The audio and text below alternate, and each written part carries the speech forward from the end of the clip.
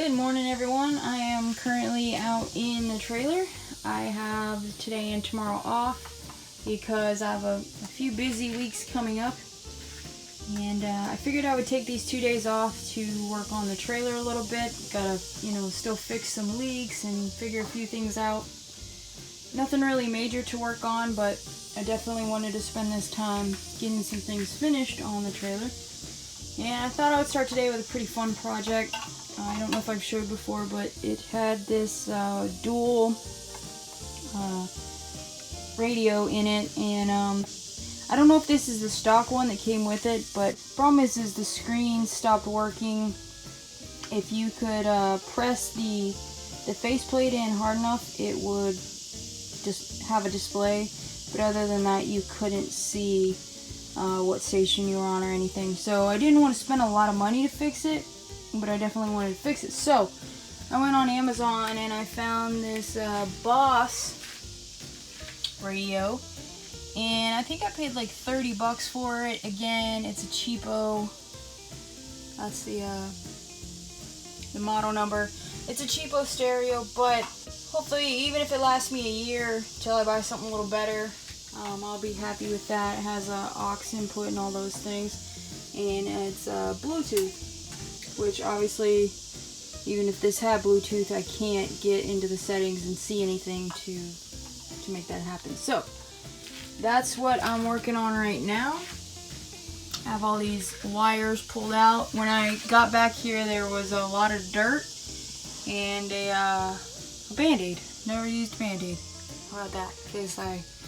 In case when you change it, you have a Band-Aid if you get cut. But this is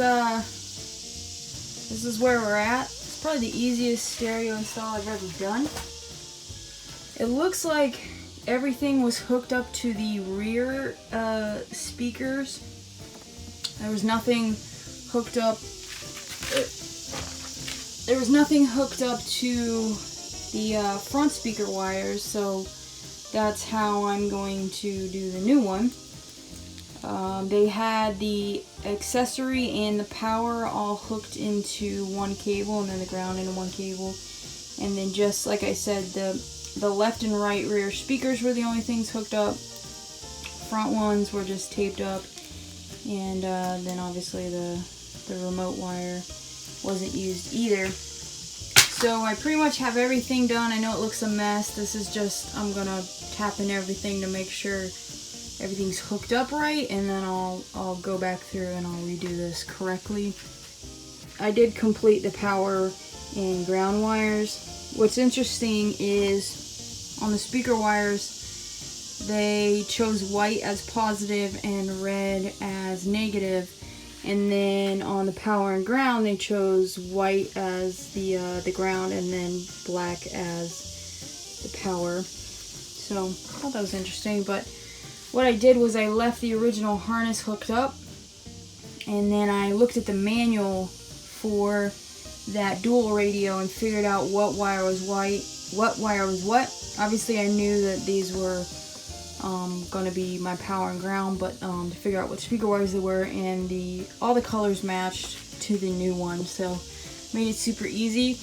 And then I completely forgot to buy an antenna adapter, and it looks like this one's going to be a universal fit, so we should be okay. So I'm gonna get the new one hooked up. I'm not positive how I'm going to get the new one strapped down in here.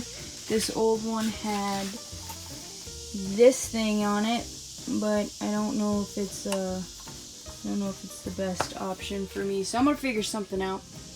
I did take the fuse out while I was working on the stereo.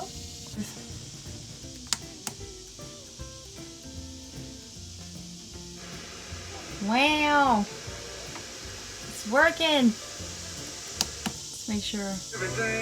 All right. Nice.